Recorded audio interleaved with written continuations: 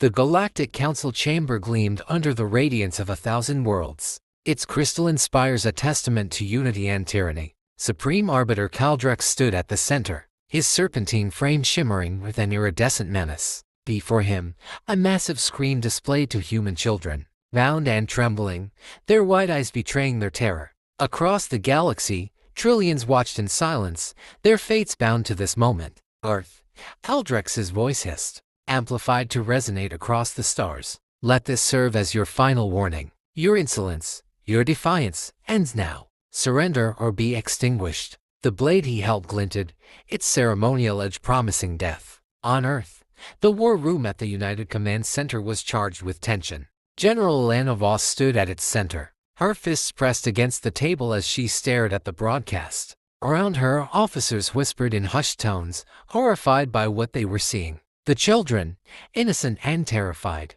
represented the fragility of Earth's position in the galaxy. Cut the feed, Alana barked, her voice sharp. The screen blinked to black, but the room remained silent, haunted by the last image of the children. Dr. Elias Kane, the chief scientist of Earth's experimental defense program, approached Alana cautiously. The pack is ready, he said, his tone measured. But if we deploy them, we're declaring war on the Council. There's no going back. Alana's gray eyes burned with determination. They've already declared war on us, she said. Activate the pack. Humanity doesn't kneel. Deep within a hidden mountain base, Earth's darkest secret stirred. Rows of pods hummed softly, their occupants suspended in glowing blue liquid. These were no ordinary soldiers. They were hybrids, the result of decades of genetic engineering. Part human, part beast, they were Earth's ultimate weapon. Meanwhile, across the galaxy, the broadcast rippled through hundreds of worlds.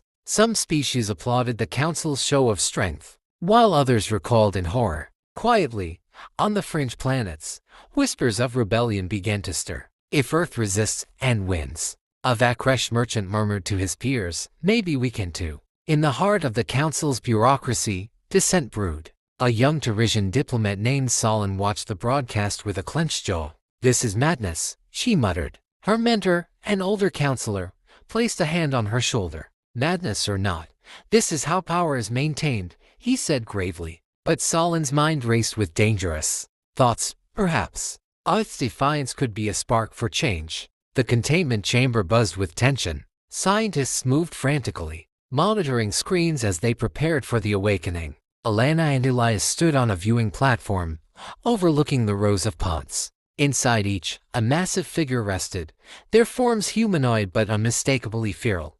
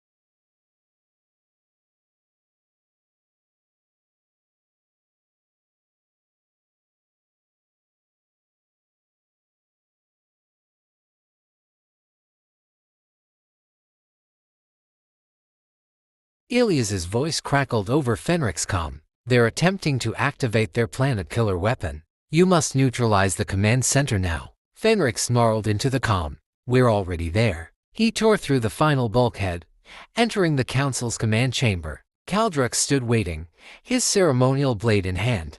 The Arbiter's guards formed a defensive line, but it was futile. Fenric leapt forward, a blur of muscle and fury. The guards fell in seconds. Kaldrex's composure cracked. "You are an abomination," he spat. Fenric's golden eyes narrowed. "I'm justice." With one swift strike, he ended the Arbiter's reign. The Council's fleet lay in ruins, their once mighty ships reduced to smoldering debris. Earth's skies were clear, but the victory was bittersweet. In the aftermath, Fenric and his pack returned to the mountain base, their fur matted with blood. Alana met them at the entrance. "You've saved us," she said, her voice heavy with gratitude. "But the galaxy will not forget what we've done." Fenric stepped forward, his golden eyes meeting hers. "Let them come," he said.